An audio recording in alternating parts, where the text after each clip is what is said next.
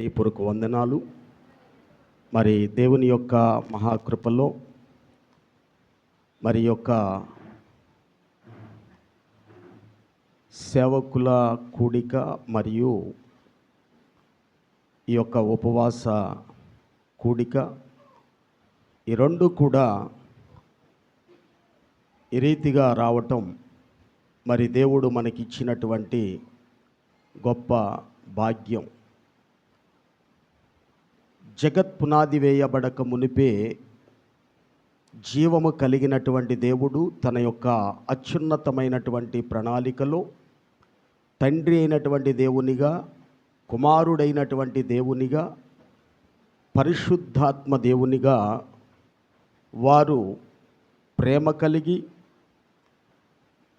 ఒకరుని ఒకరు మహిమపరుచుకొనుచు ఘనపరుచుకుంటూ మనకి తండ్రిగాను, కుమారునిగాను, పరిశుద్ధాత్మునిగాను వారి యొక్క ప్రత్యక్షతలను బయలుపరుస్తూ సంఘము క్షేమాభివృద్ధి కొరకు వారు వేసినటువంటి ప్రణాళికలో ఈరోజు మరి పరిశుద్ధాత్ముని యొక్క కార్యములు అంటే తండ్రి అయినటువంటి దేవుడు ఏం చేస్తున్నాడు, అలాగనే కుమారుడైనటువంటి దేవుడు ఏం చేస్తున్నాడు, అలాగనే పరిశుద్ధాత్మ దేవుడు ఈ రక్షణ ప్రణాళికలో ఏం చేస్తున్నాడో అపోస్తులైనటువంటి పేతురు బహు సుస్పష్టంగా తెలియజేస్తూ ఉన్నాడు.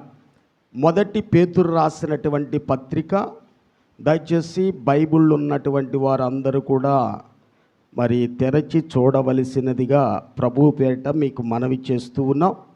మరి మొదటి పేతురు పత్రిక 1వ అధ్యాయము 1-2 వచనాలు చదువుదాం.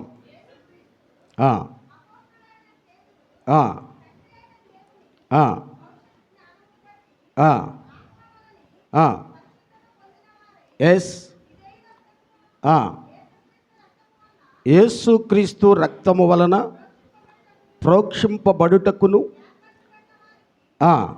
అనగా పొంతు, గలతియా, కప్పదోకియా, ఆసియా, బితూనియా అను దేశముల యందు చెదరిన వారిలో చేరిన యాత్రికులకు శుభమని చెప్పి వ్రాయినది మీకు కృపయు సమాధానమును విస్తరిల్లునుగాక. దేవునికి స్తోత్రం.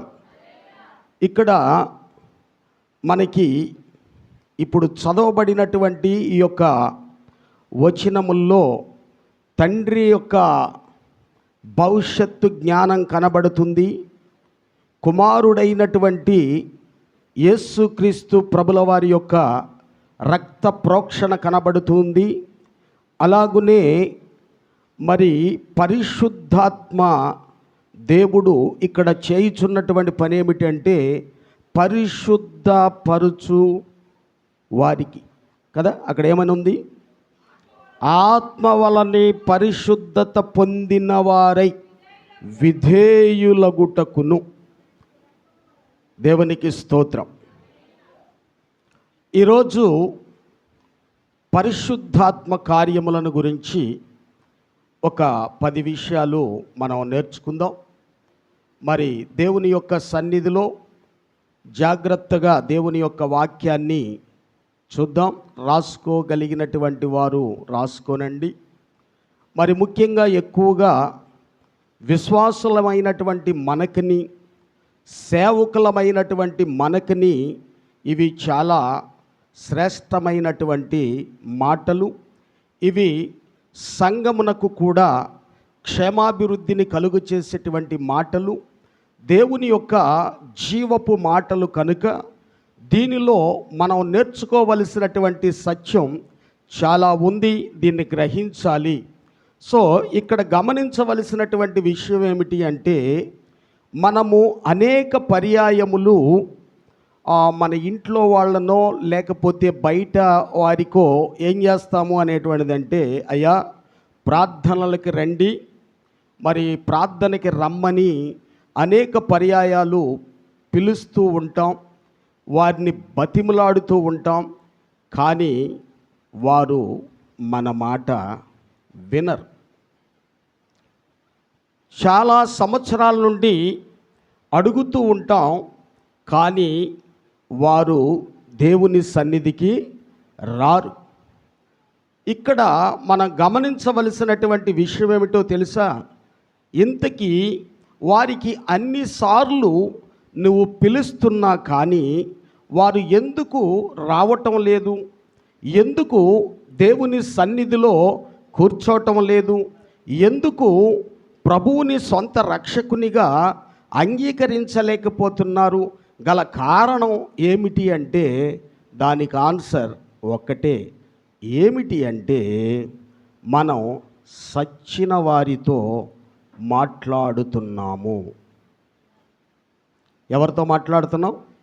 సచ్చినోళ్లతో మాట్లాడుతున్నాం, గ్రుడ్డి వారితో మాట్లాడుతున్నాం. కాబట్టి దేవుని సన్నిధిలో గమనించవలసినటువంటి విషయం, ఎఫెసీయులకు రాసినటువంటి పత్రిక 2వ అధ్యాయము 1వ వచనములో, మీ అపరాధముల చేతను మీ పాపముల చేతను మీరు సచ్చిన వారై ఉండగా ఆయన మిమ్ములను క్రీస్తుతో కూడా బతికించెను. దేవునికి స్తోత్రం.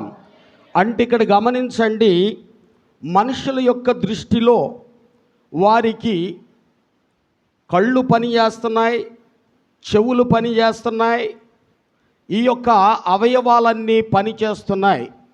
కానీ దేవుని దృష్టిలో మాత్రం వారు సచ్చినోడు. ఎవరండి వాళ్ళు? సచ్చినోడు. సచ్చినోడికి నువ్వు ఎన్ని మాటలు చెబితే వాడికి వినబడతాయి? సచ్చినోడిని నువ్వు ఎన్నిసార్లు బ్రతిమలాడితే వాడు నీ వెంక చూస్తాడు కదా.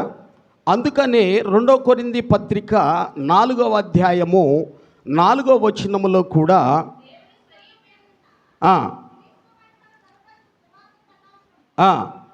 వారికి ప్రకాశింపకుండునట్లు ఈ యుగ సంబంధమైనటువంటి దేవత అవిశ్వాసులైన మనోనేత్రములకు గ్రుడ్డితనము కలుగచేసెను. ఎవరంటండి? అవిశ్వాసులైన వారి నేత్రాలు, బాహ్య నేత్రాలు బాగానే కనబడుతున్నాయి, కానీ మనోనేత్రాలకు ఏమొచ్చింది? గ్రుడ్డితనం. అంటే మనసుకున్న నేత్రాలు వాడికి ఇంకా గ్రహింపునకు రాలేదు. ఎందుకు రాలేదు అనేటువంటిది కానీ ప్రశ్న వేస్తే, ఇక్కడ ఫస్ట్ ఆఫ్ ఆల్ మరి అపోస్తులైనటువంటి పేతురు తెలియజేస్తున్నటువంటి మాటను మనం గమనిస్తే, ఆ జీవమును ఇవ్వవలసినటువంటిది ఎవరో తెలుసా? పరిశుద్ధాత్మ దేవుడు. చప్పట్ల కొడి దేవుని నామాన్ని మహింపరచండి.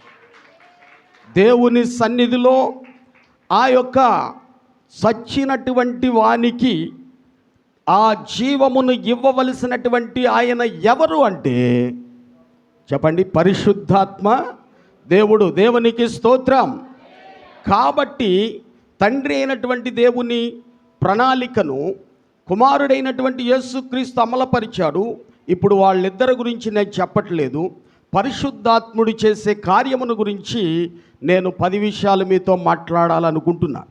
కాబట్టి దేవుని సన్నిధిలో మనము సువార్త ఎంత చెప్పినా కానీ ఎందుకు వాళ్ళకి వెళ్ళటం లేదు అని అంటే వారు సచ్చినటువంటి వారు.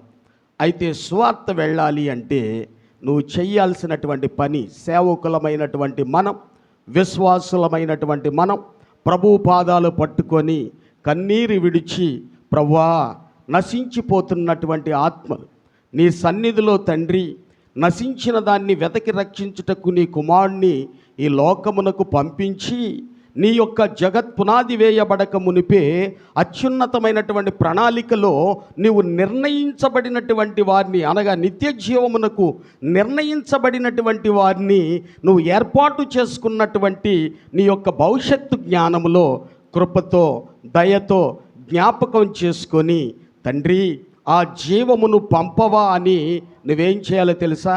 ఉపవాసముండి కన్నీరు విడిచి, అయ్యా ఎంతోమంది నశించిపోయి నరకానికి వెళ్ళేటువంటి వారు ఉన్నారు, రేపేమి సంభవించునో వీరికి తెలియదు గనుక వీరి జీవము ఏపాటిది, కొంతసేపు కనబడి అంతలో మాయమైపోయి ఆవిరి వంటి వారు, కృపతో దయతో జ్ఞాపకం చేసుకో అని చెప్పి మనము సేవకులముగా సంఘము విశ్వాసులు ఏం చేయాలో తెలుసా?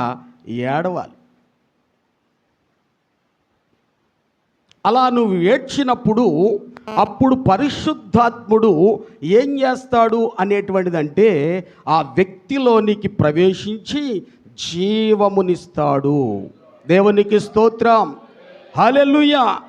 ఆ జీవము ఇచ్చిన తర్వాత అప్పటి వరకు మందిరానికి రాయ్యా అన్నటువంటి ఎన్నిసార్లు చెప్పినా రానటువంటి వ్యక్తి తనే ఇప్పుడు బైబిల్ పట్టుకొని మందిరానికి వచ్చేసి చక్కగా పాటలు పాడుతూ ప్రభువును స్తుతిస్తూ ప్రార్థన చేస్తూ, ఇది ఎవరు చేసినటువంటి పని అంటే పరిశుద్ధాత్మ దేవుడు చేసినటువంటి మొట్టమొదట పని. తీతుకు రాసిన పత్రిక 3వ అధ్యాయము 5వ వచనములో మనం చూసినట్లయితే దేవుని యొక్క వాక్యం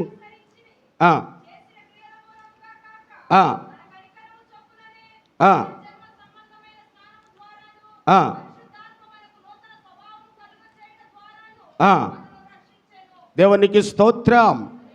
అంటే ఇక్కడ గమనించండి, రక్షించేటువంటి కార్యక్రమము ఎవరంట తీసుకుంది?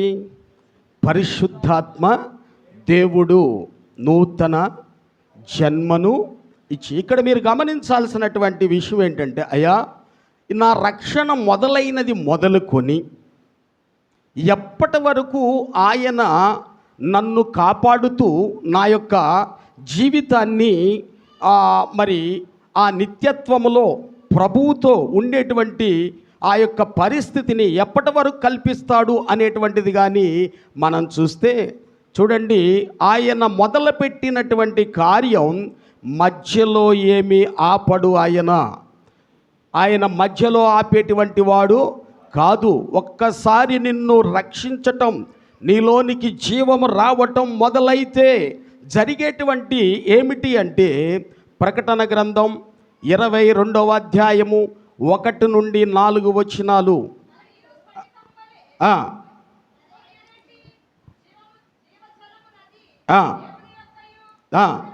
గొర్రెపిల్ల యొక్కయు ఎస్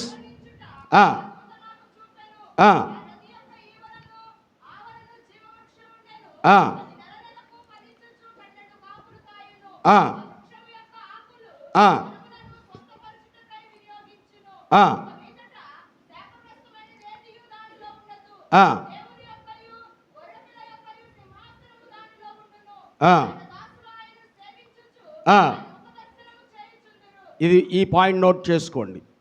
ఆయన దాసులు ఆయనను సేవించుచు ఆయన ముఖ దర్శనము చేయుచు ఉందురు, ఆయన నామము వారి నొసళ్ళయందు ఉండును. ఇక్కడ చూడండి, అంటే ఎప్పటి వరకు నిన్ను ఆయన భద్రంగా కాపాడుతూ ఉంటాడు అనేటువంటిదంటే, ఈ లోకములో నీవు రక్షణ పొందినది మొదలుకొని, అంటే క్రొత్త ఆకాశం క్రొత్త భూమి ప్రభువుతో యుగాయుగములు ఉండుటకు ఈ పక్కల ఆ పక్కల ఉన్నటువంటి ఆ జీవజలపు నది, అలాగునే ఆ జీవవృక్ష ఫలములు, ఇవన్నీ కూడా ఆ యొక్క విధానాన్ని చూసి తర్వాత ఏం చేస్తావంటే, నువ్వు దేవుని ముఖ దర్శనము చేసేంత వరకు అప్పటి వరకు బాధ్యత ఆయనదే.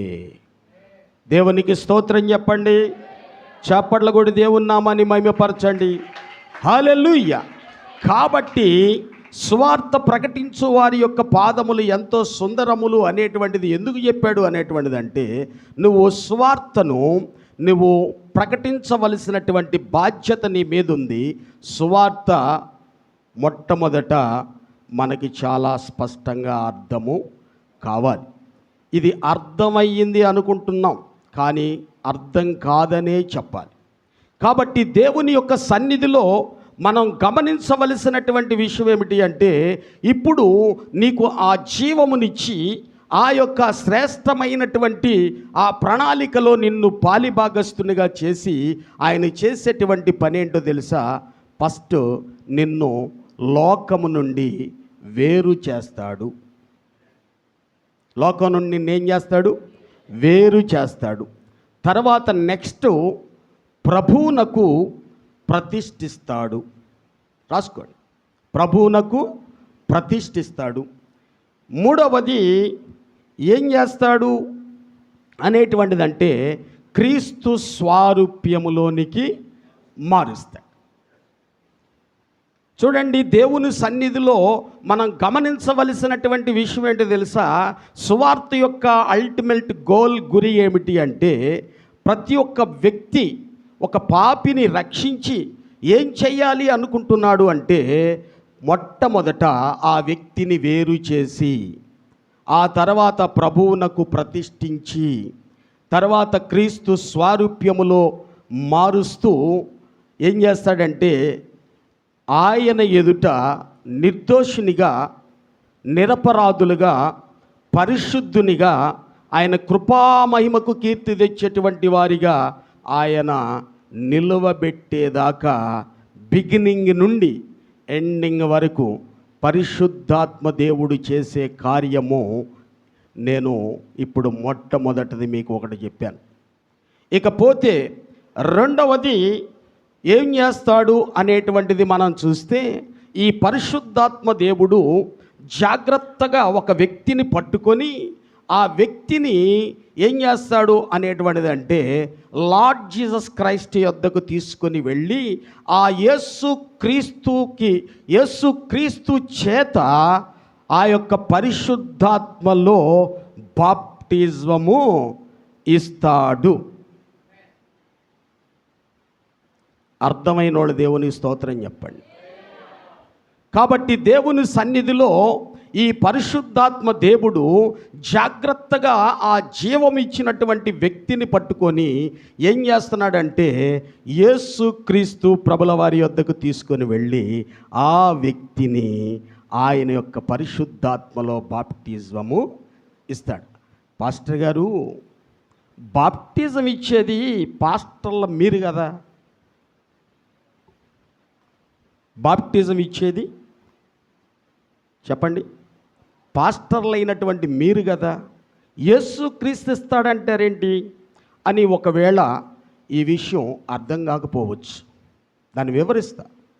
చాలామందికి యేసుక్రీస్తు ఆ పరిశుద్ధాత్మలో బాప్టిజం ఇస్తాడనే ఆ గ్రహింపు కూడా లేనటువంటి వారు కొందరున్నారు. కాబట్టి దేవుని సన్నిధిలో ఇప్పుడు పరిశుద్ధాత్మ దేవుడు ఏం చేస్తున్నాడు అనేటువంటిది చూద్దాం. ఒకసారి మత్తయి రాసినటువంటి సువార్త 3వ అధ్యాయం 6వ వచనం నుండి ఒకసారి చూద్దాం. వారి పాపములను ఒప్పుకొనుచు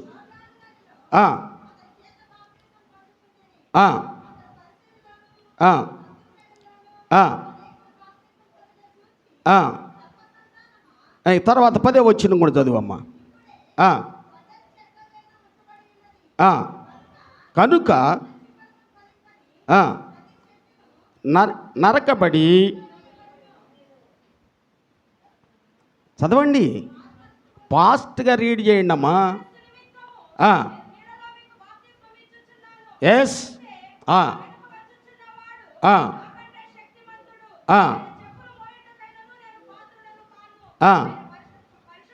ఆయన ఎక్కడిస్తాడంట? పరిశుద్ధాత్మలో బాప్టిజము ఇస్తాడు. యేసుక్రీస్తు కూడా క్లియర్గా చెప్పాడు. ఏం చెప్పాడు అనేటువంటి చూస్తే, అపోస్తుల కార్యము 1వ అధ్యాయము 5వ వచనాన్ని కూడా చూద్దాం. ఆ, ఆ, ఆ. అమ్మ 1:5రా. ఆ, కొద్ది దినముల్లోగా,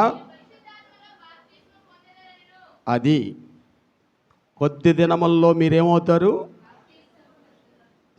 అంటే, బాప్టిజము అంటే ముంచుట. బాప్టిజం అంటే ముంచుట. ఇప్పుడు పాత్రల బాప్టిజం ఉంది, పాప క్షమాపణ నిమిత్తం ఇచ్చినటువంటి బాప్టిజాలు ఉన్నాయి, చాలా రకాలు ఉన్నాయి బాప్టిజంలో. కానీ ఇక్కడ చెప్తున్నటువంటి బాప్టిజం ఏంటంటే పరిశుద్ధాత్మలో లార్డ్ జీసస్ క్రైస్ట్ ఇస్తాడు. మార్కు రాసినటువంటి సువార్త 1:8 కూడా చూడండి, మీకు ఇంకా అర్థమవుతుంది. 1:8. ఆ, ఆ, ఆ, ఆ. అది ఎవరిచ్చేది? ప్రభు అయిన యేసుక్రీస్తు. ఎక్కడిస్తాడట? పరిశుద్ధాత్మలో బాప్టిజం ఇస్తాడు.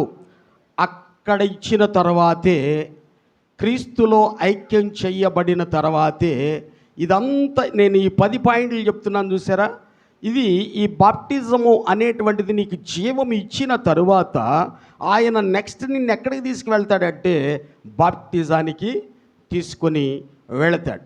ఆయన బాప్టిజం అయిపోద్ది, తర్వాత మనం పాస్టర్లంగా మనం ఇచ్చే బాప్టిజం అది. కాబట్టి ఇక్కడ గమనించండి, రోమాపత్రిక 6వ అధ్యాయము 5వ వచనం కూడా ప్రతిదీ కూడా మీకు మరి వాక్యం ఎవిడెన్స్. మరియు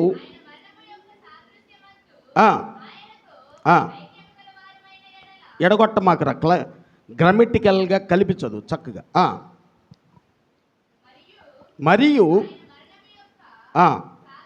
ఆయన మరణం యొక్క సాదృశ్యమందు ఆయనతో ఐక్యము గలవారిమైన ఎడలా.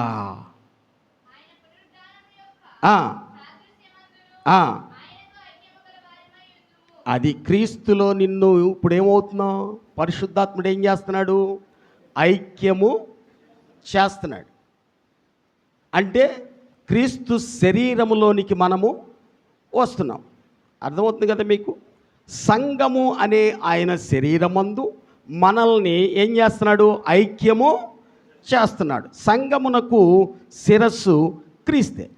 కాబట్టి ఇక్కడ గమనించవలసినటువంటి విషయం ఏమిటి అంటే, పరిశుద్ధాత్ముడు ఆయన శరీరములో నిన్నేం చేస్తున్నాడు? కలుపుతున్నాడు. ఏం చేస్తున్నాడు? కలుపుతున్నాడు.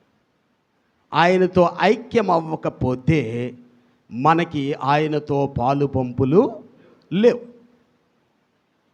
కాబట్టి స్ఫటికము లాంటి మెరియుచున్నటువంటి ఆ యొక్క గాజు సముద్రం ఎదుట మనం నిలబడటానికి కూడా అర్హత లేనటువంటి వారం. పరిశుద్ధాత్ముడే జాగ్రత్తగా మనలను తీసుకొని వెళుతున్నాడు. ఇప్పుడు కొంతమంది అంటారు పరిశుద్ధాత్మ బాప్టిజం అనేటువంటిది కొందరికే అంటారు. అందరికా కొందరికా? చెప్పాలి. అందరికీ. 1 కొరింథీ పత్రిక 12వ అధ్యాయం 13వ వచనం. 1 కొరింథీలకు రాసినటువంటి పత్రిక. యూదులమైనను గ్రీసు దేశస్థులమైనను దాసులమైనను స్వతంత్రులమైనను మనమందరము ఒక్క శరీరములోనికి ఒక్క ఆత్మయందే బాప్టిజం పొందితిమి, ఒక్క బండలోనిదే త్రాగితిమి, ఒక్క ఆత్మయందే పానము చేసిన వారమైతిమి. ఇది అందరిక కొందరిక? అందరికీ. అందరికీ గుర్తుపెట్టుకోండి. పరిశుద్ధాత్మ దేవుడు ఎవరికైతే నిత్య జీవాన్ని ఇచ్చి ఈ ప్రణాళికను ఏర్పాటు చేస్తున్నాడో ఆ ప్రణాళికలో ఉన్నటువంటి వారందరికీ కూడా ఏం జరుగుతుంది? ఈ పరిశుద్ధాత్మ బాప్టిజం. ఇది రెండవది. 3వ పాయింట్కి వస్తున్నాను. 3వ పాయింట్ ఏమిటి అంటే, ఆత్మ చేత ఆయన మనలను ముద్రిస్తాడు. ఆత్మచేత ఏం చేస్తాడు? ముద్రిస్తాడు. ఎఫెసీ పత్రిక 1వ అధ్యాయం 13, 14 వచనాలు.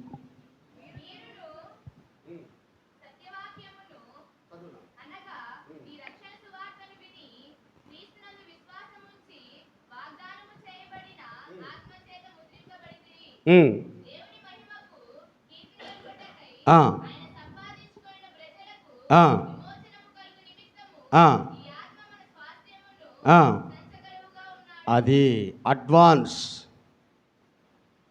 సంచకరువుగా ఉన్నాడు.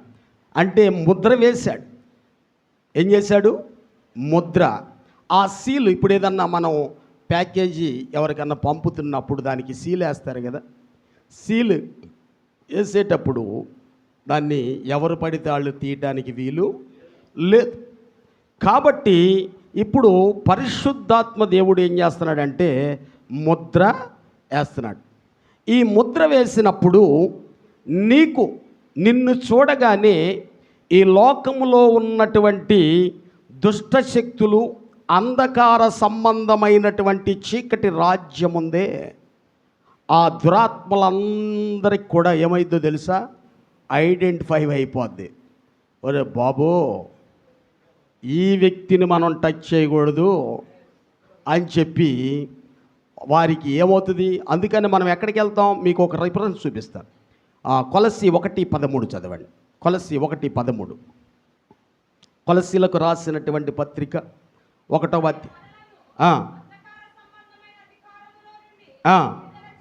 ఎస్ అది చూసారా? అంధకార సంబంధమైన అధికారములో నుండి విడుదల చేసి తాను ప్రేమించిన కుమారుని యొక్క రాజ్య వారసులుగా చేసెను. ఇప్పుడు చేసి ఏం చేశాడు? ముద్ర వేశాడు.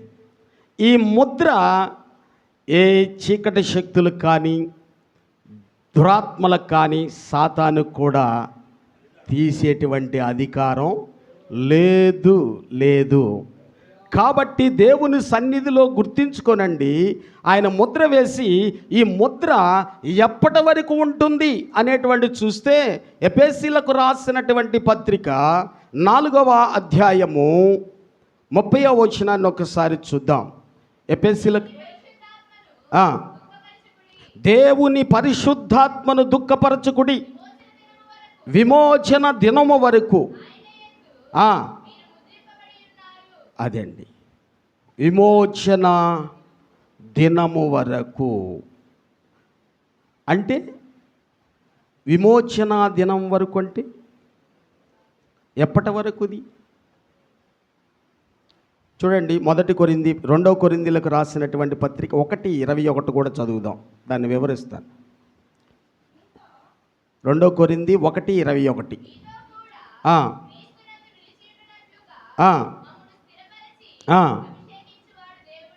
అదే అండి, స్థిరపరిచి ఏం చేస్తున్నాడు? ఇప్పుడు ఆయన అభిషేకిస్తున్నాడు.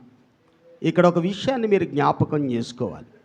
ఏమిటంటే ఈ యొక్క రక్షణ ప్రణాళిక అనేటువంటిది తండ్రి అయినటువంటి దేవుడు, కుమారుడైనటువంటి దేవుడు, పరిశుద్ధాత్మ దేవుడు చాలా పకడ్బందీగా వారి యొక్క ప్లాను ప్రణాళికను చక్కగా అమలుపరుస్తూ ఉన్నారు.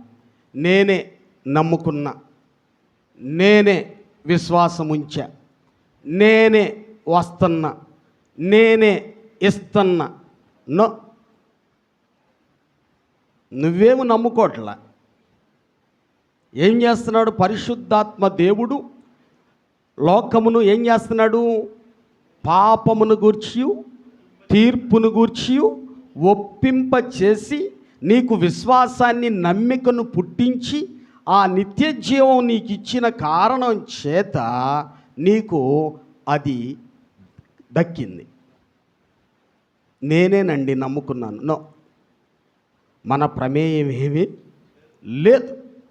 ఇవన్నీ కూడా చేస్తున్నటువంటి విషయం ఏంటంటే పరిశుద్ధాత్ముడే చాలా జాగ్రత్తగా మనలను హ్యాండిల్ చేస్తున్నాడు. అది గుర్తుపెట్టుకోవాలి. కాబట్టి విమోచన దినం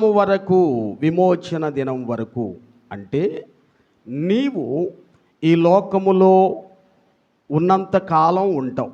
నమ్ముకోగానే ఎవడు చచ్చిపోట్ల, ఇంకా కొంతకాలం జీవిస్తున్నాం. కొంతమంది 20 ఏళ్ళు బ్రతుకుతున్నారు, కొంతమంది 50 ఏళ్ళు బ్రతుకుతున్నారు, కొంతమంది 70 ఏళ్ళు బ్రతుకుతున్నారు. నమ్ముకున్న తర్వాత కదా, తర్వాత నెక్స్ట్ ఏంటి?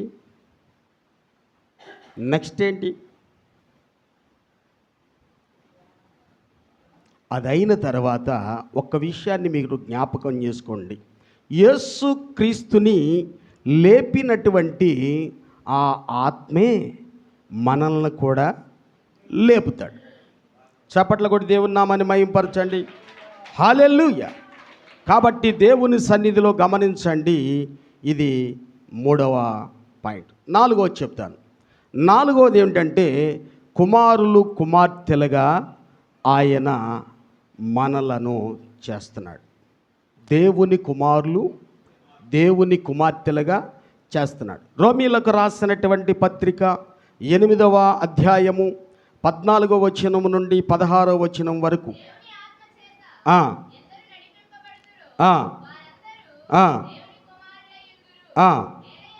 ఎస్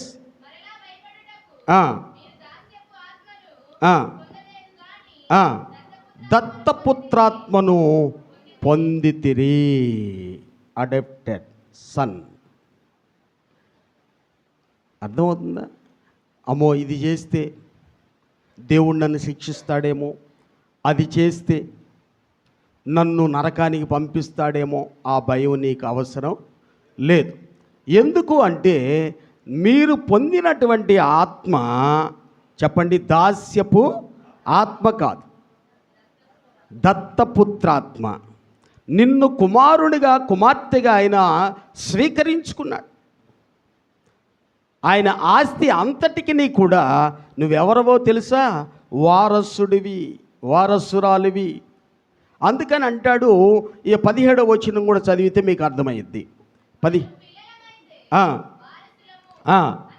అనగా దేవుని వారసులము,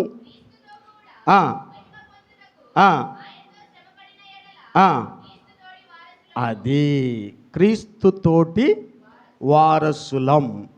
మనము దత్తపుత్రాత్మను పొందినటువంటి వారం.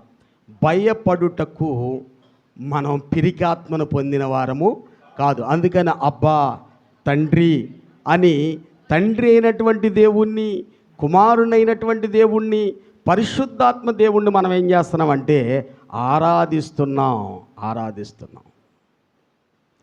కాబట్టి దేవుని సన్నిధిలో గుర్తుపెట్టుకోనండి, ఈ రక్షణ ప్రణాళిక అనేటువంటిది ఊరకనే మనం ఏదో నీటిలో మునిగేసి వచ్చేస్తే అయిపోయింది బాప్టిజంలో. దీని వెనక ఎంత ప్రాసెస్ నడుస్తుందో మనం బైబిల్ చదివితే చాలా స్పష్టంగా అర్థము అవుతుంది. ఇక 5వదిగా చూసినట్లయితే పరిశుద్ధాత్ముడు ఏం చేస్తాడో తెలుసా? 5వదిగా నీలో నివాసము చేస్తాడు. 5వ పాయింట్ ఏంటి? నీలో నివాసము చేస్తాడు. చూడండి, రోమాపత్రిక 8వ అధ్యాయము 9వ వచనం. ఎస్,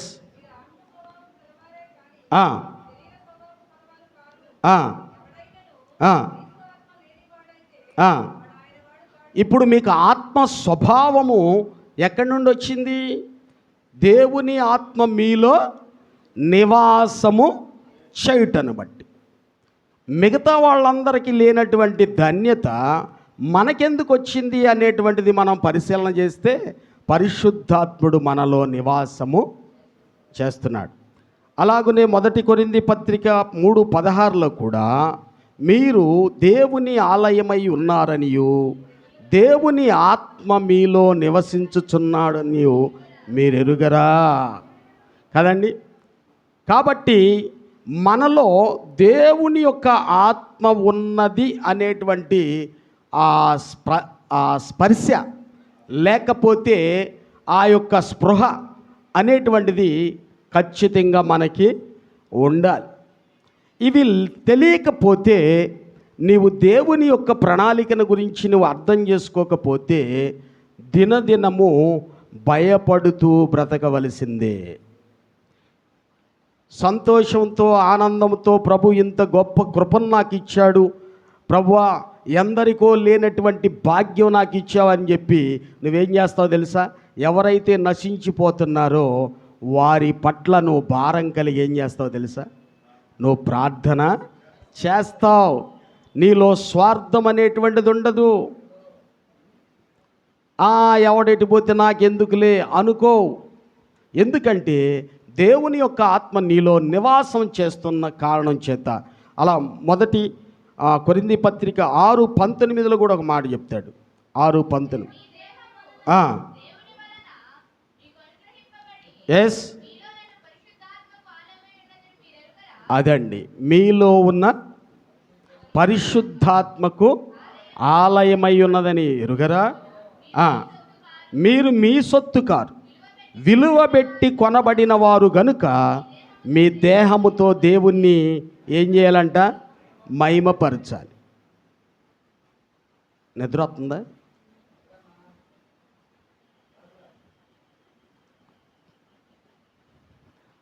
వాక్య ప్రియులకైతే ఇంకేంటి అనేటువంటి ఆశ ఉంటుంది, ఆసక్తి ఉంటుంది. వాక్యము యొక్క అవగాహన లేనటువంటి వారికి ఏంట్రా బాబు, ఏదన్నా 4 ఎమోషనల్ ఇది వీడియోలు అవి వస్తూ ఉంటాయి చూసారా?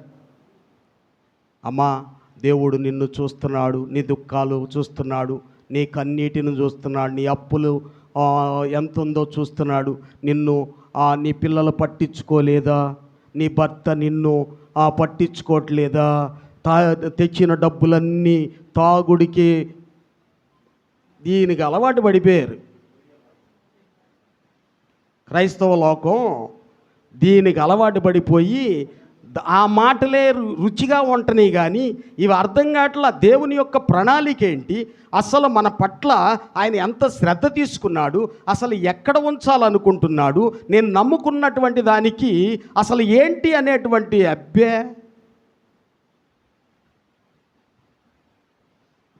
కాబట్టి దేవుని సన్నిధిలో ఇవి అందుకని మిమ్మల్ని రాసుకొని ఇప్పుడు అర్థం కాకపోయినా తర్వాతైనా వచనాల ప్రకారం మీరు ధ్యానం చేస్తూ ఉంటే ఆ యొక్క దేవుని యొక్క ప్రణాళిక ఏమిటో మీకు స్పష్టంగా అర్థమవుతుంది.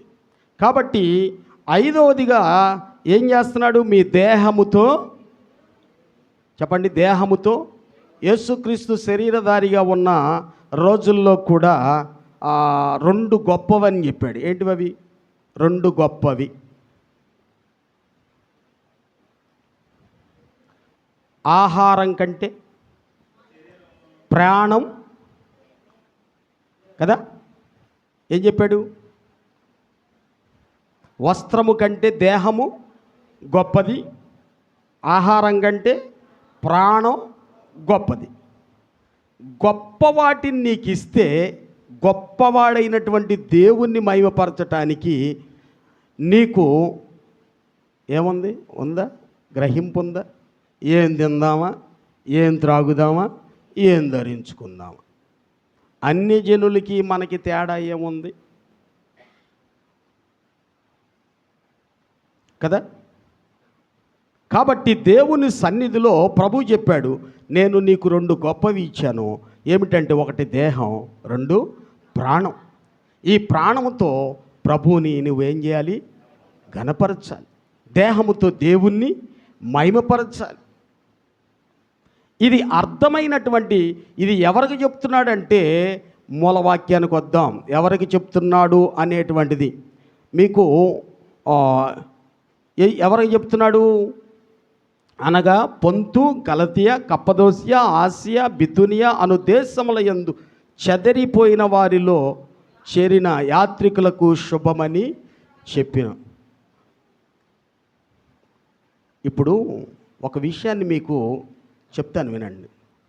దేవుని యొక్క ఆలోచన అంటే దేవుడు ఎలా ఆలోచన చేస్తున్నాడో నీవు అలా ఆలోచన చేస్తే నీకేదైనా శ్రమ కానీ, కష్టం కానీ, బాధ కానీ, నానా విధములైనటువంటి శోధనలు వచ్చినప్పుడు నీకేముంటుందో తెలుసా?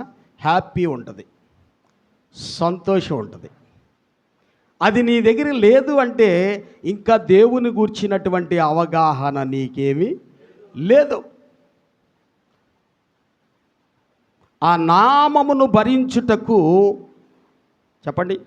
అపోస్తుల కార్యము 5వ అధ్యాయము ఆఖరి వచనం అనుకుంటే చదువమ్మా. ఆ పై వచనం చదువు నాన్న, 41 అనుకుంటా. ఆ నామము కొరకు అవమానం పొందుటకు పాత్రులని ఎంచినందున వారు సంతోషించుచు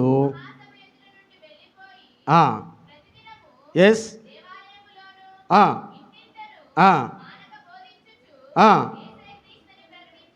దేవునికి స్తోత్రం. అంటే వీళ్ళకి ఏంటండి, అవమానిస్తున్నా, బెత్తాలతో కొడుతున్న, పౌలు శీలను కొట్టేసి చెరసాల్లో వేస్తే, చాలా దెబ్బలు కొట్టి చెరసాల్లో వేస్తే వీళ్ళు మధ్యరాత్రి వేళ లేచి ప్రార్థనలు చేస్తున్నారు, పాటలు పాడుతున్నారు. ఎంత ఆనందం ఎక్కడి నుండి వచ్చింది? ఇప్పుడు నిజంగా మనల్ని ఇప్పుడు సువార్త ప్రకటిస్తున్నందుకు మనల్ని తీసుకెళ్ళి బాగా చాలా దెబ్బలు కొట్టి చీకటి కొట్లో పడేసి, అంటే వాళ్ళకి వస్త్రాలు కూడా తీసేసి, ఇప్పుడు దోమ చీకటి కొట్లో వేస్తే ఎట్లా ఉంటుంది? దోమలు ఎలాగా కదా, అప్పుడు సంతోషం వస్తుందా? మరి వీళ్ళకెందుకు వస్తుంది సంతోషం? దేవునికి స్తోత్రం చెప్పండి, హల్లెలూయా. అందుకని ఆయన నీలో ఉంటే శ్రమగా ఉండదు. ఇప్పటి కాలపు శ్రమలు ఎన్నదగినటువంటివి కావు. ఉంటే 70-80 సంవత్సరాలకి శ్రమ. యుగాయుగములు ఎవరితో ఉంటాం చెప్పండి? ఎవరితో ఉంటాం? అందుకని మోషే ఏమన్నాడు? అల్పకాల పాపభోగములను అనుభవించుట కంటే క్రీస్తు విషయమైనటువంటి ఇంత గొప్ప భాగ్యం దేవుని ప్రజలతో శ్రమ అనుభవించుట మేలు. శ్రమలో మేలు చూస్తున్నాడు, నిందలో భాగ్యాన్ని చూస్తున్నాడు.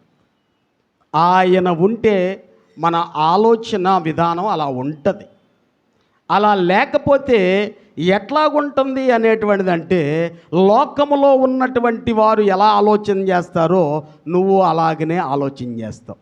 నీకు బాధ వచ్చినప్పుడు ఎప్పుడైనా సంతోషంగా ఉన్నటువంటి వ్యక్తిని ఎవరైనా చూసారా?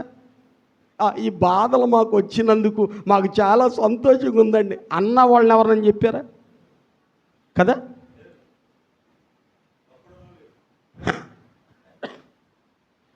మాకు ఇన్ని కష్టాలు ఆయన నమ్ముకున్నందుకు వచ్చినాయి, అందులకు మాకు ఎంతో వాటి యందు మేము అతిశయిస్తున్నాం, ఆనందిస్తున్నాం అని రోమాపత్రిక 5:3లోనే అక్కడ చెప్తాడు. కాబట్టి ఇక్కడ గమనించండి, ఆ యొక్క అతిశయం, శ్రమలయందే ఆనందం, శ్రమలయందే సంతోషం, శ్రమలయందే వారికి ఉల్లాసం ఎందుకు వచ్చింది అంటే, పరిశుద్ధాత్మ దేవుడు ఉండుట కారణం చేత. వారికి భూ సంబంధమైనటువంటివి ఎట్లాగుంటాయి అనేటువంటి చూస్తే మచ్చుకు మీకు అర్థం కావాలి. అందుకనే నాకు ఇచ్చినటువంటి సమయానికి నేను ముగిస్తాను, నో ప్రాబ్లం. కాబట్టి దేవుని సన్నిధిలో గుర్తుపెట్టుకోనండి, అక్కడ దేవుని యొక్క వాక్యం సెలవిస్తుంది. హెబ్రీ పత్రిక 11వ అధ్యాయము 35వ వచనం నుండి కొన్ని మాటలు త్వరగా చదవండి నాన్న. అందరూ చూడండి బైబిళ్ళు.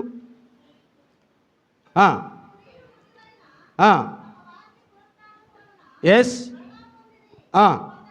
కొందరైతే యాతన పెట్టబడిరి, మరి కొందరు తిరస్కారములను, కొరడా దెబ్బలను, మరి బంధకములను, ఖైదీలను అనుభవించిరి. రాళ్లతో కొట్టబడిరి, రంపములతో కోయబడిరి, శోధింపబడి, ఖడ్గముతో చంపబడి, గొర్రె చర్మములను, మేక చర్మములను వేసుకొని దరిద్రులై ఉండి శ్రమపడి హింస పొందుచు అడవుల్లోనూ, కొండల్లోనూ, గృహాల్లోనూ, సొరంగముల్లోనూ తిరుగులాడుచు సంచరించిరి. అట్టి వారికి ఈ లోకము యోగ్యమైనది కాదు. చప్పట్లు కొడి దేవుని నామాన్ని మహిమపరచండి. హోలీ స్పిరిట్ నిజంగా నీలోనికి ఎంటర్ అయితే ఇదిగో దాని రిజల్ట్ ఎట్లా ఉంటుంది. కానీ మనం ఏం చేస్తాం? పక్కనోడు చెబుతాం, వాళ్ళ చెబుతాం, వీళ్ళ చెబుతాం, చేయండమ్మా, ప్రార్థనలు చేయండమ్మా, ఏంటో మరి దారుణమైనటువంటి పరిస్థితులు వచ్చేసినాయి. కాబట్టి దేవుని బిడ్డలారా దయచేసి గమనించండి. నిజంగా పరిశుద్ధాత్మ నీలోనికి వస్తే నీ పరిస్థితులు ఎలా ఉంటాయో తెలుసా? ఆయనలోనే నువ్వు ఆనందిస్తూ ఉంటావు. లోక సంబంధమైనటువంటి వ్యక్తులు ఏం చూస్తారు? ప్రకృతి సంబంధమైనటువంటి వ్యక్తులు అంటే వారి కార్లు ఉన్నాయా, మేళ్ళు ఉన్నాయా, మిద్దెలు ఉన్నాయా, అలాగునే వారికి ఇంకేమన్నా ఉన్నతమైనటువంటి స్థితిగతులు ఉన్నాయా, ఇవన్నీ చూస్తారు. కానీ వీళ్ళు ఎవరంట? దరిద్రులు. ఇట్టి వారికి ఏమవ్వలేదంట? ఈ లోకము యోగ్యమైనది కాదు. ఎన్ని పాయింట్లు వచ్చినాయి ఇప్పుడు? అమ్మా 5 వచ్చినాయి. 6వ పాయింట్ త్వరగా చెప్పి నేను ముగిస్తాను. 6వ పాయింట్, ఆయన నింపుతాడు. నువ్వెప్పటికప్పుడు ఈ శ్రమల చేత, ఈ యొక్క శోధనల చేత, ఈ బలహీనత చేత నువ్వు డల్ అయిపోతూ ఉంటే మరలా ఫ్రెష్గా నిన్నేం చేస్తాడు తెలుసా? నింపుతాడు. ఎఫెసీయులకు రాసినటువంటి పత్రిక 5వ అధ్యాయము 18వ వచనం నుండి కొన్ని మాటలు. ఎస్, దుర్వ్యాపారం కలదు, అయితే ఆత్మపూర్ణులయ్యుండుడి. కీర్తనలతోనూ సంగీతములతోనూ ఆత్మ సంబంధమైన పాటలతోనూ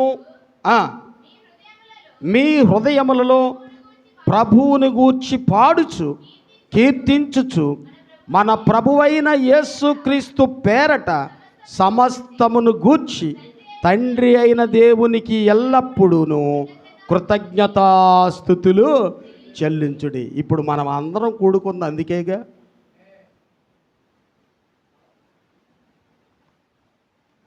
మనం అందరం కూర్చొని ఏం చేస్తున్నాం? ఇప్పుడు ప్రభువుని ఆరాధిస్తున్నాం, కృతజ్ఞతాస్తుతులు చెల్లిస్తున్నాం. ఆయన గురించి ఆయన గొప్పతనమును గురించి, ఆయన మహిమను గురించి మనం ధ్యానిస్తున్నాం. ఓ, దేవుడు నా పక్షాన ఇంత గొప్ప కార్యం చేశాడా అనేటువంటిది మనం చూస్తున్నాం. అంటే నువ్వెప్పుడైతే ఈ శ్రమల చేత, ఇబ్బందుల చేత నీవు కొట్టిమిట్టులాడుతూ నీరసిల్లిపోతావో వెంటనే పరిశుద్ధాత్మ దేవుడు ఏం చేస్తాడు? నింపుతాడు. అందుకనే పౌలు శీలలకి ఏమొచ్చింది? వాళ్ళకి శక్తి వచ్చింది. శరసాలు పునాదులు ఎందుకు అదిరిపోయాయి, సంఖ్యలు బంధకాలు ఎందుకు ఊడాయి అంటే అది హోలీ స్పిరిట్ ప్రభావం అన్నమాట. కాబట్టి దేవుని సన్నిధిలో మనం గమనించండి, పరిశుద్ధాత్ముడు ఏం చేస్తాడు? నింపుతాడు. ఇప్పుడు ఈ బాటిల్లో ఇప్పుడు కొన్ని నీళ్ళు అయిపోయినాయి, మళ్ళీ ఏం చేయొచ్చు? దీన్ని మళ్ళీ నింపుకోవచ్చు. అలా నింపుతాడు ఆయన. కాబట్టి ఖర్చు అయ్యేటువంటిది ఖర్చు అవుతూ ఉంటే నింపేది నింపుతాడు. Okay, right. తర్వాత 7వ పాయింట్ రాసుకోండి. ఆయన ఆత్మ మనలో ఉండి ఫలింపచేస్తాడు. అయితే ఆత్మ ఫలమేమనగా అంటాడు. గలతీ 5:22 ఏమంటాడు? అయితే ఆత్మ ఫలమేమనగా ప్రేమ, సంతోషము, సమాధానము, దీర్ఘశాంతము, దయాళత్వము, మంచితనము, విశ్వాసము, సాత్వికము, ఆశా నిగ్రహము. ఇట్టి వాటికి విరోధమైన నియమమేదియు లేదు.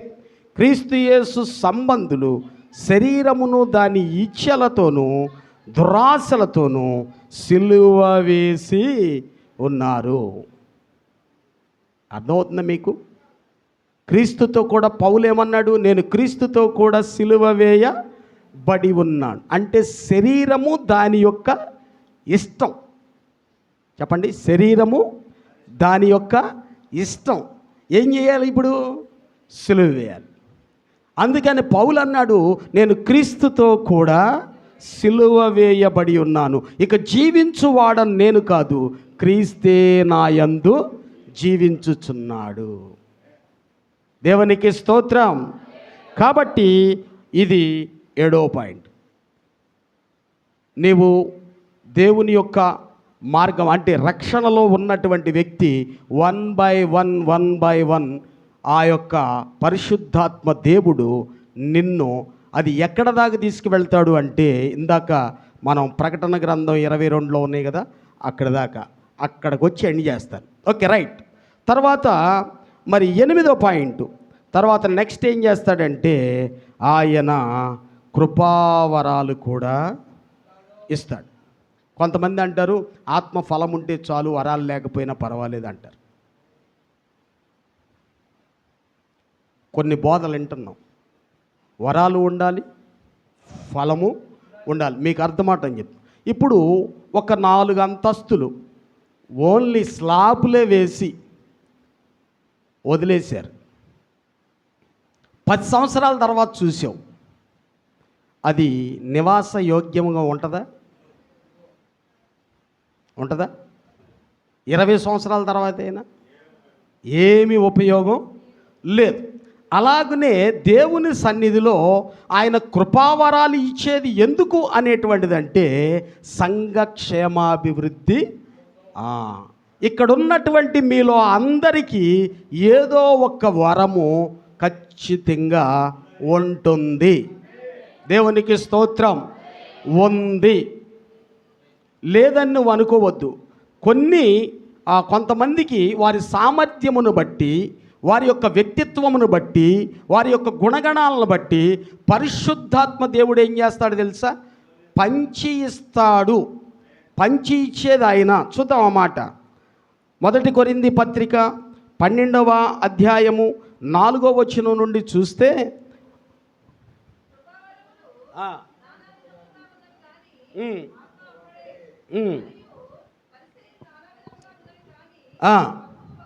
ఎస్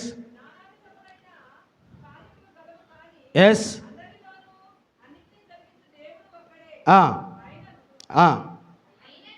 అయినను అందరి ప్రయోజనము కొరకు ప్రతివానికి ఆత్మ ప్రత్యక్షత అనుగ్రహించబడి ఉన్నది.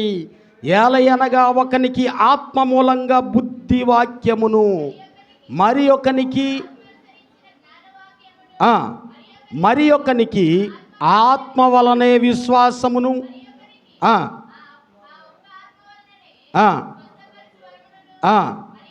ఎస్ మరి ఒకనికి ప్రవచన వరములను, మరి ఒకనికి ఆత్మల వివేచనయు, మరి ఒకనికి నానావిధ భాషలను,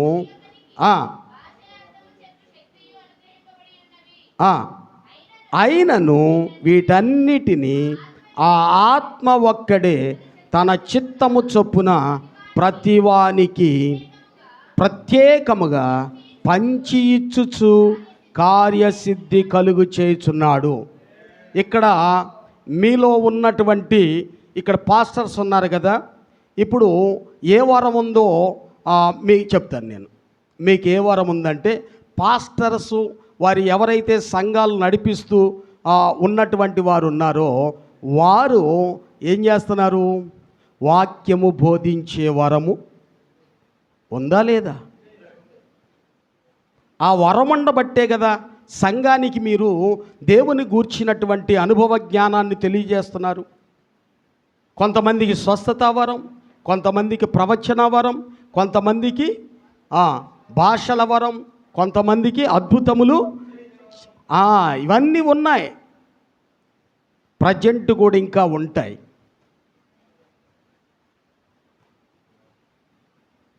దేవుని సన్నిధిలో సమయం వచ్చింది కాబట్టి దేవుని యొక్క కృపలో నాకున్నటువంటి వరాలు, పాస్టర్ గారు నీకేంటి వరాలు అనేటువంటిది అంటే, నేను బోధించేటువంటి వరము ఉంది. రెండవది భాషల వరం కూడా ఉంది. నేను ఇక్కడ మీకు ఒక విషయాన్ని చూపిస్తా. 14వ అధ్యాయము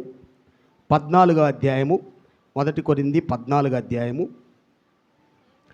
14-15 వచనాలు. నేను భాషతో ప్రార్థన చేసిన ఎడల నా ఆత్మ ప్రార్థన చేయు కానీ నా మనస్సు ఫలవంతముగా ఉండదు. కాబట్టి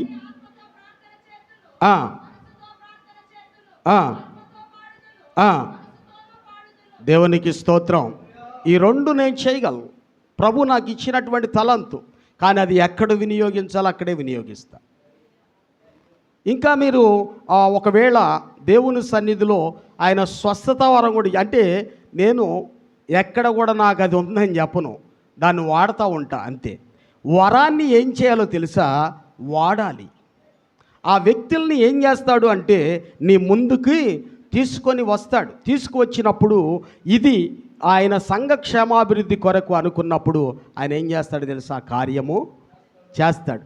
కానీ ఒకటి గుర్తుపెట్టుకోండి, ఇవి ఇచ్చినా కానీ అడ్మినిస్ట్రేషన్ మొత్తం కూడా ఆయన హ్యాండ్వర్లోనే ఉంటుంది. అది గుర్తుపెట్టుకోవాలి. ఇది ఇచ్చినా కానీ ఆ అధికారం అంతా కూడా ఆయన దగ్గరే ఉంటుంది. కాబట్టి ఆయన ఏ సమయంలో ఎప్పుడు వాడాలో ఆ గ్రహింపునిచ్చి నీకేం చేస్తాడో తెలుసా? సంఘ క్షేమాభివృద్ధి కొరకు చేస్తాడు. ఇది 8. ఇక 2 ఉన్నాయి, అవి చెప్పి ముగించేస్తాను. 9వది ఏమిటి అంటే అది కూడా రాసుకోండి. మనము యుక్తముగా ఎలా ప్రార్థన చేయాలో ఇక్కడున్న మన ఎవ్వరికీ తెలియదు. మంచిగా ఎలాగ ప్రార్థన చేయాలో తెలియదు కదా. అందుకని అంటాడు కదా, రోమాపత్రిక 8వ అధ్యాయము 26-27 వచనాలు చదవండి. అటువలే ఆత్మయు మన బలహీనతను చూచి సహాయము చేయుచున్నాడు. ఏలయనగా మనము యుక్తముగా ఎలాగు ప్రార్థన చేయవలేనో మనకు తెలియదు, కానీ ఉచ్చరింప శక్యము కాని మూల్గులతో ఆ ఆత్మ తానే మన పక్షమున విజ్ఞాపన చేయుచున్నాడు. విజ్ఞాపనలో 2 విషయాలు ఉంటాయి. విజ్ఞాపనలో ఏముంటుంది? 2 విషయాలు ఉంటాయి. ఏమిటి ఆ 2 విషయాలు అంటే, ఒక విషయాన్ని మనం గమనించాలి. దేవుని యొక్క ఉగ్రత మనం చేసినటువంటి పాపమును బట్టి పరలోకము నుండి మన మీదకి వస్తుంటే ఈ విజ్ఞాపన ఏం చేస్తాడు తెలుసా? ఆపుతాడు. ఆపి ఏం చేస్తాడు తెలుసా? నీకు రావలసి దానికి బదులుగా ఆశీర్వాదాన్ని ఇస్తాడు. నిర్గమాకాండం 32-32 చూడండి, మీకు అర్థమైంది. నిర్గమాకాండము 32-32 ముగింపులోకి వస్తున్నాను, అయిపోయింది. ఎస్, లేని ఎడల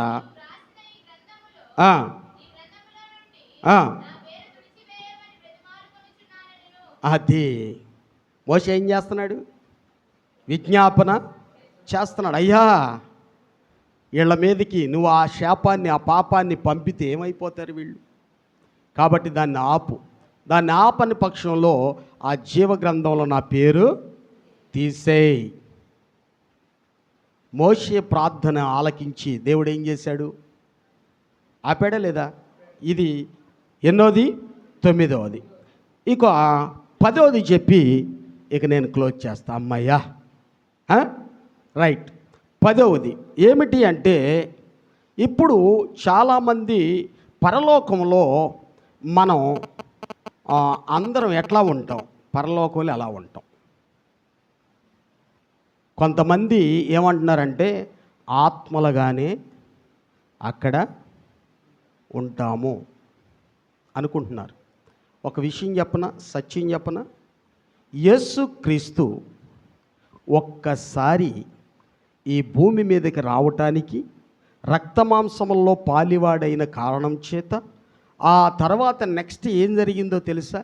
ఆయనకి అక్షయమైనటువంటి శరీరము ధరించుకొని పరలోకమునకు వెళ్ళి ఎక్కడున్నాడు? తండ్రి కుడిపార్శ్వమున ఉన్నాడు. యేసుక్రీస్తుకి సేమ్ పిక్చర్ ఏదైతే జరిగిందో యాజ్ ఇట్ ఈజ్ అదే మనకి జరుగుతుంది.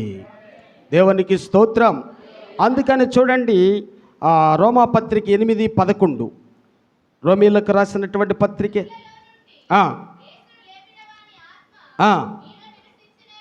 ఎస్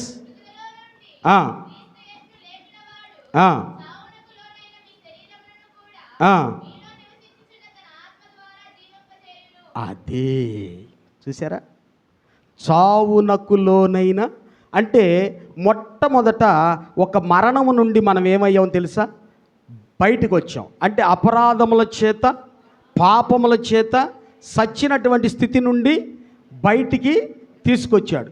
ఇంకొక మరణం కాసుకొని ఉంది. ఏమిటి ఆ మరణం? ఏదో ఒక రోజున ఈ లోకాన్ని విడిచి, ఇది సత్యమేనా ఏమ్మా? నేను వెళ్ళనండి, నేను ఇక్కడే ఉంటాను అనేవాళ్ళు ఎవరైనా ఉన్నారా? కాబట్టి ఒకటి గుర్తుపెట్టుకోండి, అంటే దేవుని సన్నిధిలో గుర్తుపెట్టుకోండి, మొదటి మనుషుడైనటువంటి ఆదాములో అసలు ఇంటింటికి మరణం ఎందుకు వచ్చిందో తెలుసా? ప్రతి ఒక్క వ్యక్తి ఎందుకు చచ్చిపోతున్నాడో తెలుసా? మొదటి మనుషుడైనటువంటి ఆదాములో మనం ఉన్నాం కాబట్టి.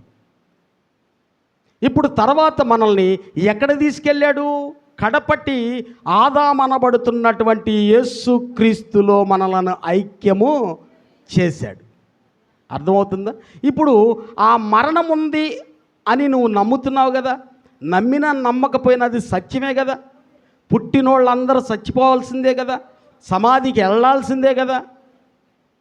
మరి అలాగనే మృతుల పునరుత్థానం ఉంది, తిరిగి లేస్తారు అంటే కొందరు నమ్మట్లేదు.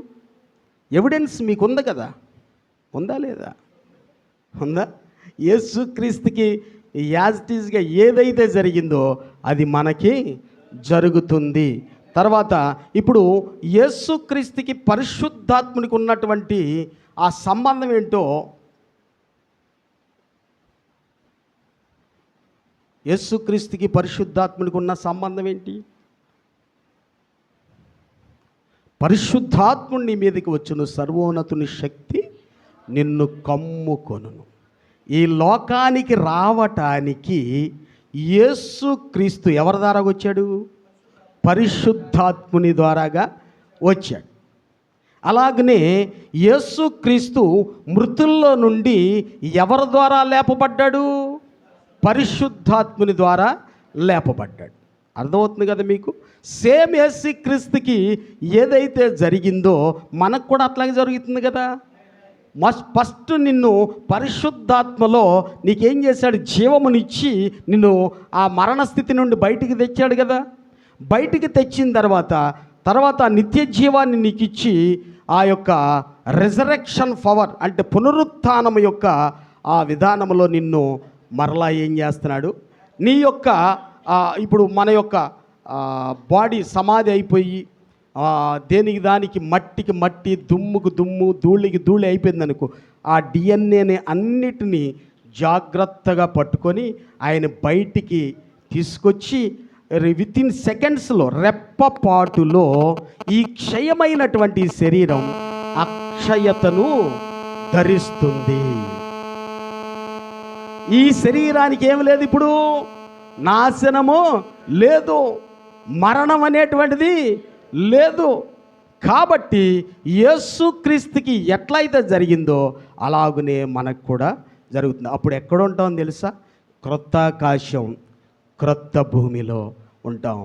2వ పేతురు రాసినటువంటి పత్రిక 3వ అధ్యాయము 13వ వచనం. 3వ అధ్యాయము